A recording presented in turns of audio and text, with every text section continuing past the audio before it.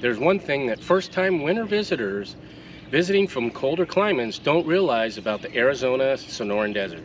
And that's that it doesn't consistently begin to cool down from the 100-degree temps until after Halloween.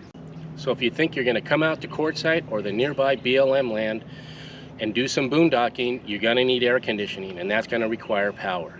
If you do want to come out here once it turns fall, we found a beautiful and affordable place where you can stay and play with water and power right along the Colorado River. I'm Jamie. I'm Linda, and we're going to tell you all about that and more on this episode of Roaming with Rosie.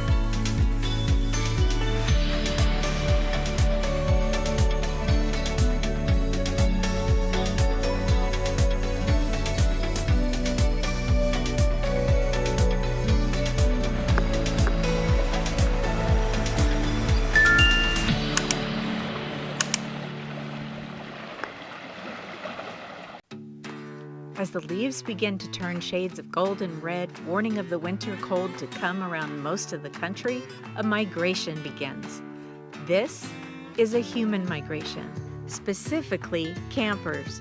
By the time football is being played on frozen tundra somewhere, over 1 million campers will be wearing t-shirts and shorts and playing in Arizona's Sonoran Desert up and down the Colorado River. Most are heading to federal lands in Quartzsite, Arizona. But if they get here too early, like October, or want to stay into March and April, many will be looking for some air conditioning and cool water to play in. And for most of the RVs, especially the larger ones, that power is going to need hookups. It's the end of October and temperatures are expected to hit 97 degrees. Now we have 1,200 watts of solar and 800 amp hours of Lion Energy lithium batteries. And we've added soft starts to our air conditioning systems so they don't draw as much power on startup. But that's not enough to keep a big rig cool enough in these temperatures. But it's still a great time to come out here, especially because the crowds aren't here yet. And it's a great time if you can find a place to plug in and play to see the area. We easily found a spacious site at the beautiful River Island State Park right on the Colorado River. And at this time of year, it's not jam-packed with speedboat noise, yet. River Island State Park is located north of Parker, Arizona, just 40 miles north of Quartzsite. It's situated on a cove on the Colorado River between some beautiful cliffs. It has 8 beachfront campsites with 20 amp electric and water on the grass overlooking the river. The other 29 campsites are up to 65 feet long with 20, 30, and 50 amp service and water. We reserved a site with water and 50 amp electric so we can run our air conditioning system. In October 2024, we paid $30 a night. There's a larger area to launch watercraft as well as a beach, all within a quiet cove.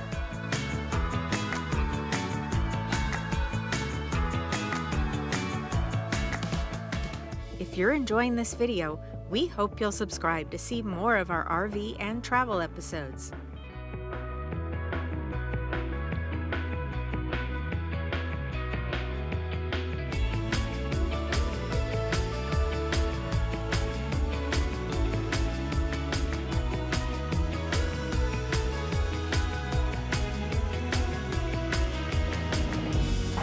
It is 100 degrees today. It's a little cooler now. It's probably down around 85 to 90. But they are managing to keep grass here in the dog area, which is super nice and not an easy thing to do. The state is really putting in the funds to keep this maintained, to keep everything at this state park beautiful. And it really is. And this is one of the nicest dog parks that I've seen at a public campground.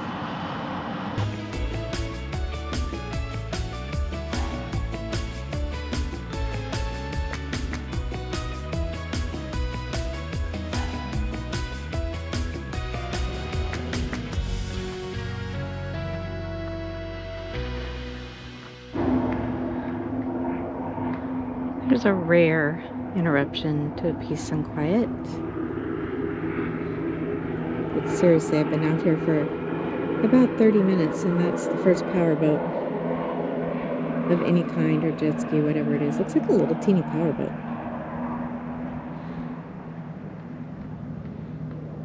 Very peaceful. And just as I say, I haven't heard any powerboats for the last half hour. Here comes a couple. But they're probably going home to wherever they be for tonight. Parker and Lake Havasu, 30 miles north of here, not only have nice beaches and marinas for boating, but because of their locations along the river, boast a year-round population of residents and visitors. So they have many of the amenities not found in Quartzsite, which is about 20 miles from the river. We decided to explore some of the Lake Havasu area. Again, being midweek in October, it was quite peaceful and a perfect time to check it out. On the way is the Bill Williams River Wildlife Refuge.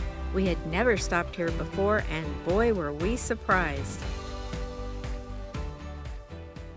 So we've been coming to Quartzsite in the winters for about 6 years now. We drove through Quartzsite for 20 years before that, back and forth during the winter. This is the first time we've gotten here early, like it's the week before Halloween, and it is an entirely different place. Now, I wouldn't recommend coming out here without a little bit of information, and that's that it is still hot. Halloween is the breaking time when things start to cool down, but it's quiet, the river's quiet, and we're discovering places out here that we didn't know about. There's a really long trail out on a peninsula into the water.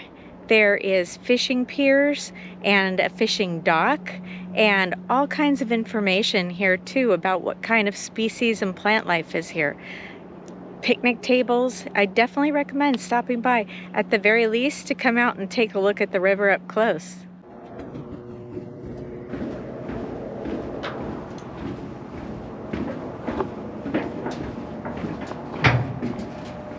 This one's floating. It is floating.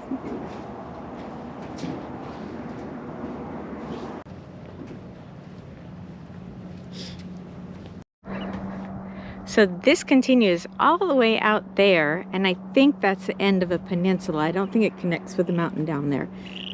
We'll definitely come back when we're here in the winter. It's a nice little trail, and most of these trees will stay green in the winter.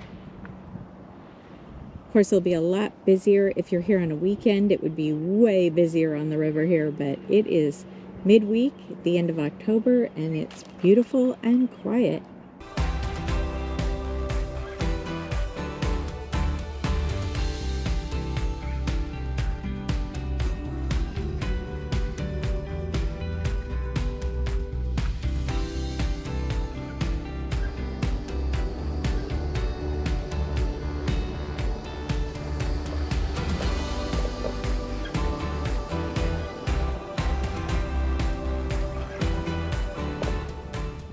The Visitor Center features information on the natural surroundings along these desert rivers, and it's a great place to plan your visit to the area.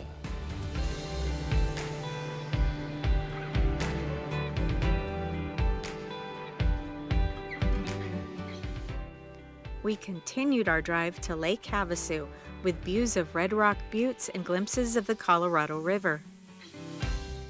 On the southern end of the city is the road to Cattail Cove State Park.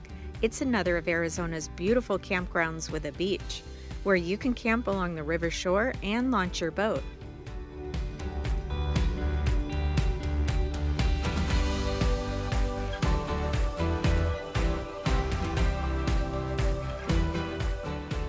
The London Bridge, yes, that one, is located in the heart of town.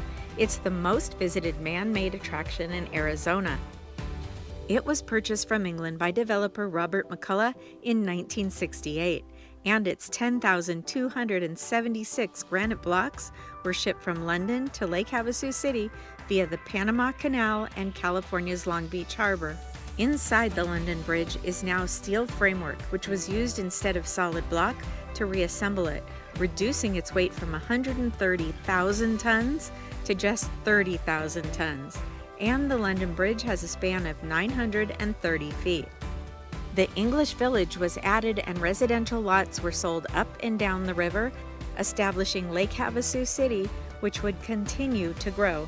The former English Village is now full of restaurants and bars, as well as plenty of boat rentals and excursions that you can take. Of course, many know Lake Havasu as a spring breakers fun zone, but most of the year you'll find visitors of all ages, and 57,000 people call this home.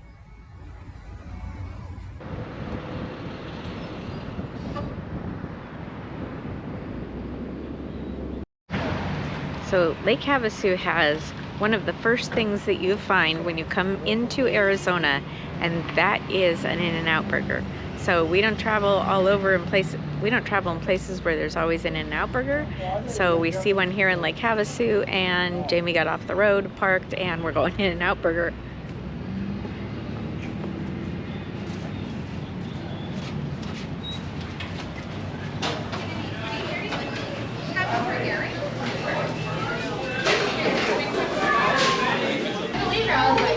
Jamie, happy to have gotten In-N-Out burger. What do you think about it?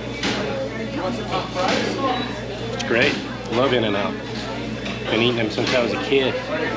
Lake Havasu is also a great place to have an RV. Several private campgrounds are set up for seasonal snowbirds, long-term stays, as well as vacationers. Lake Havasu State Park and Campground is riverfront and known for its beautiful beaches, nature trails, 3 boat ramps, as well as boat rentals. The campground has 54 campsites as well as 13 beachfront cabins. You can make reservations online or by calling the State Parks Reservation Desk. You'll find that information in the description of this video. There's plenty of dispersed camping areas around Lake Havasu as well. The BLM manages 73 boat access campsites over 20 miles along the shore. These sites are $10 a day and an additional $10 a night for up to 6 people. Several other BLM areas allow free dispersed camping for up to 14 days in a 28-day period. You can stay on other BLM land after that as long as it's at least 25 miles away. You could move up and down the Colorado River all the way to Yuma in the winter without having to pay anything. However, you will have to dump your RV sewer tanks, fill up with water, and deposit your trash in approved places. Returning south to our campsite, the scenery changes dramatically between here and Parker, with beautiful red rock peaks and canyons that were cut by the Colorado River over time.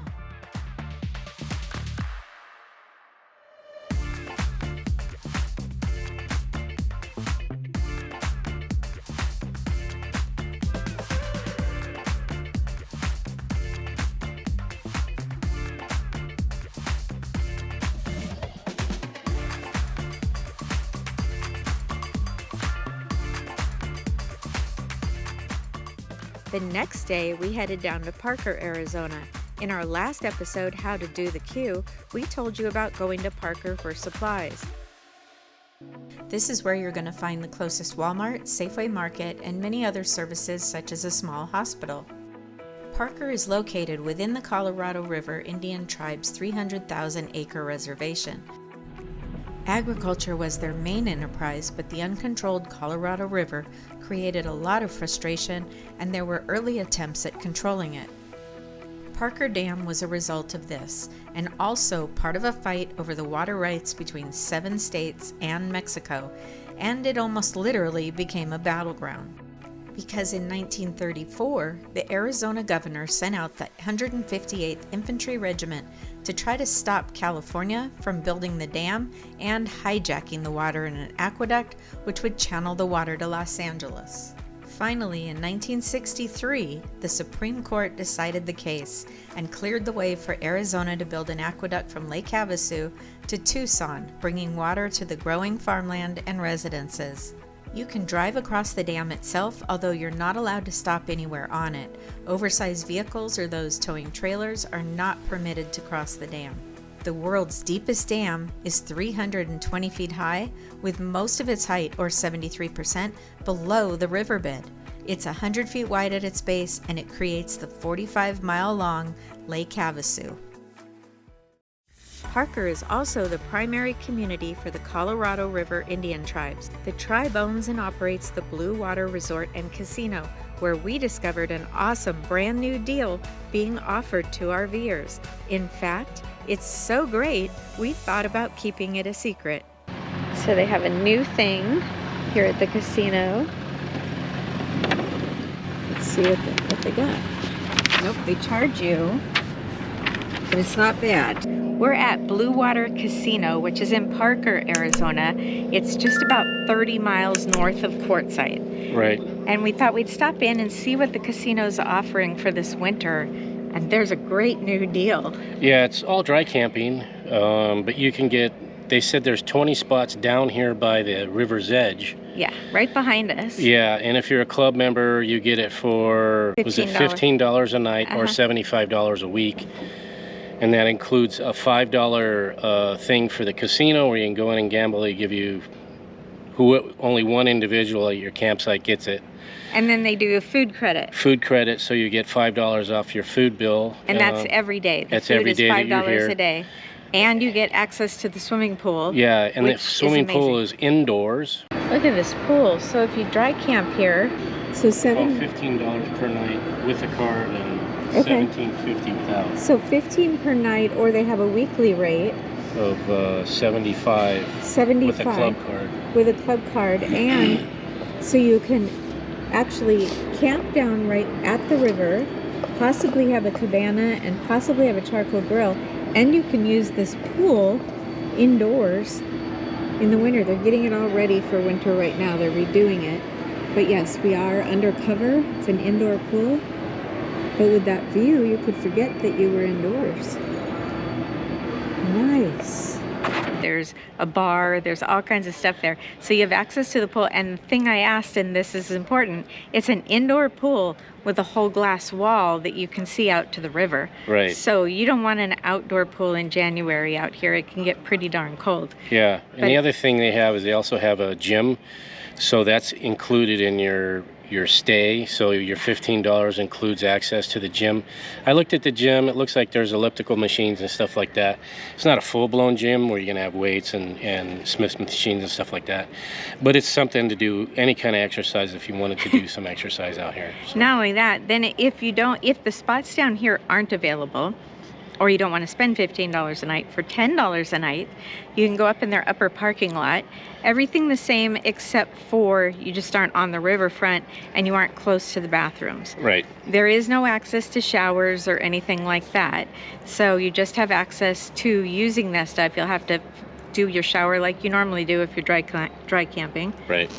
But we think it's a really good deal. I think we'll be out here for a little bit come this winter. winter. It'd be cool to come out here and spend a little time on the river's edge and hang out and use the pool and all that kind of stuff. That'd be kind of neat in the wintertime. It'd be kind of nice. And they have like deals like their prime rib dinners and stuff like that. We've seen as we drive by in the winter, we've seen advertised all this stuff. We're standing in front of their cantina bar right now, so that's pretty fun to hang out. And yeah, I just think this is something really new to offer. They do have a full service RV park here, but we weren't really interested in that.